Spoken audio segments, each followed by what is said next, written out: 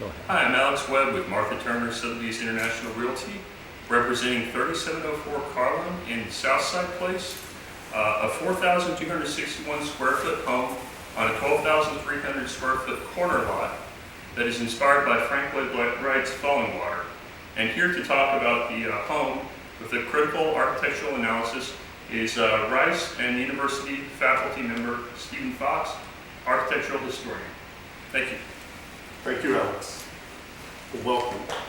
It's a great treat to be asked to come and talk about the architecture of this house. The house was built in 1989. It is the work of Garrett Larson, who was a Seattle architect. And it's interesting to see what an architect from a very different part of the world did when he came to Houston. What I'm very aware of in this house is the presence of light. And when you spend a few hours in this house, you begin to be aware of the way in which, as the sun sort of moves through the sky, the lighting conditions in this house change. I'm sort of standing at the center of the house. It's this two-story high living room. Behind me, as you can see, is a wonderful walled patio garden containing a series of a swimming pool and a series of fountains. We're actually on a street corner, but from inside the house, you're not aware of that. And it's intriguing to me to see how Garrett Larson structured space on this lot to open the house to the outside, to the gardens, to the pool, to the town of Southside Place, but at the same time ensure that within the house, the family would have a kind of sense of privacy and seclusion, even though they're really at the center of everything. The house unfolds spatially. As Alex said, the plans for this house were inspired by Lloyd Wright's house, Fallingwater, and they proposed this to their architect. And so for them, he provided these series of balconies at the second story level that project out and frame the space that we are in. So there's kind of an exterior balcony in the front of the house, one over the side as well, that permit spaces on the second floor, again, to open to the exterior. From within this space, you get to kind of command the site. And it's intriguing to see how inside and outside are united in this space. Even such details as the color of the carpeting sort of evokes the color of the pool outside. So there's a wonderful interchange between inside and outside. As the sun changes, you also become aware of how different parts of the house are highlighted. So in front of me, I'm looking toward the dining alcove, which opens off the living room. I arrived at this house a little bit before noon, and when I did, the garden, this a kind of wonderful shallow wall garden just outside the dining room, was completely in shadow. An hour later, the sun has sort of moved around to the west, and it begins to highlight the branches of the tree in the courtyard. And it makes you aware during the course of the day how the sun highlights for you different parts of the site and different parts of the house to kind of bring about this continual sense of spatial discovery while you're in the house. From this central two-story space, the house sort of radiates in several directions. And again, I would say that is a kind of spatial experience that one connects with Lloyd Wright's architecture. So one side is the kitchen, and again it's intriguing to see that Garrett Larson sort of pulled the kitchen out in a one-room deep configuration so that it looks not only into the patio garden, but it also has its own rear patio, so it has views and light coming in from both sides.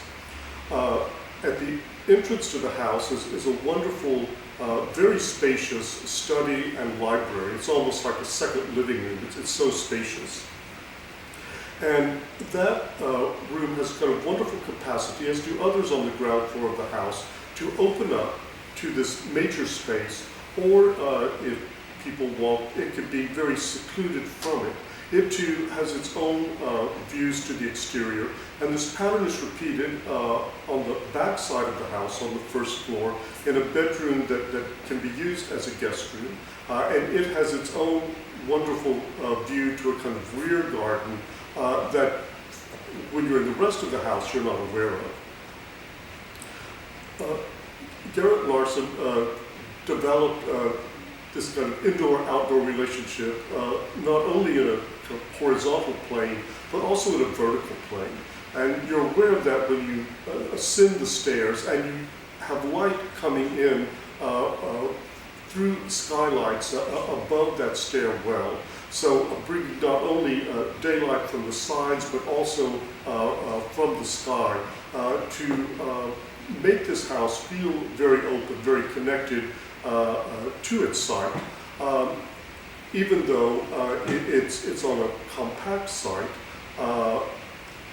But Larson was so skillful in working with these indoor-outdoor relationships that he makes you very aware of the presence of nature in the house. The second floor, of course, consists of bedrooms and bathrooms and closets, as one might expect, but it has additional spaces. So as I look up, beneath the kind of pitch of the ceiling, underneath the pitch of the roof, there's a very generous balcony space, again, kind of internalizing Fallingwater in this house, that can be used as an adjunct space for entertaining, as well as a family sitting room. And I think one of the very attractive things about this house is the kind of spatial options that it offers for living in a variety of ways, making it very flexible, very adaptable, both for the people who live here and then, of course, when they want to entertain and have guests in their house.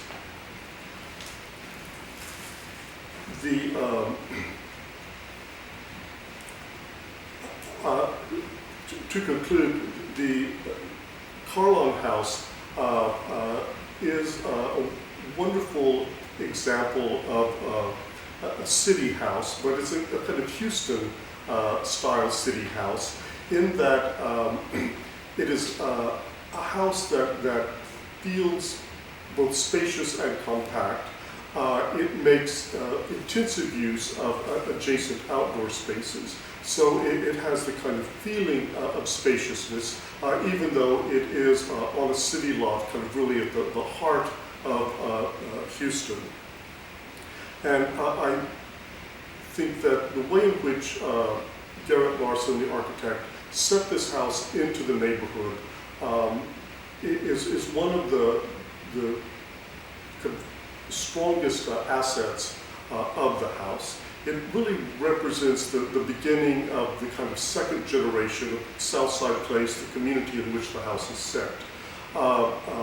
And as Southside Place, which was initially developed in the 1920s, began to be systematically rebuilt in the 1990s, this house kind of established a pattern for the kind of best of this new generation of houses from the turn of the 21st century, to make a kind of strong architectural presence in the community, but at the same time be respectful of both the earlier generation of houses, as well as kind of transition to the scale of a new generation of houses. And I think it stands out with some of the other works of contemporary domestic architecture in Southside Place, these individual houses that really give the community its true distinction. Well, thank you. Thank you very much.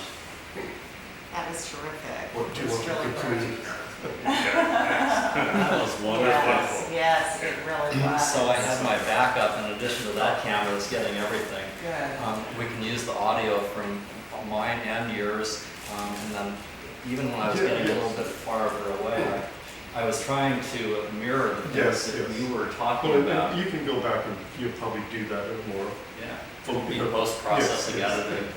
Yes, Do you want to? can you edit these? Okay, good, because I thought, my video kind of stopped in the middle. I think something happened on my camera, so I have it in 2 segments. Let me see it. Um, Oh yeah, that's fine. But I'd be happy to, Let me where make should I sure send this it is to still you? recording. I'll pause this. Okay. Yeah, it's still recording. Okay, so Oh, that's still,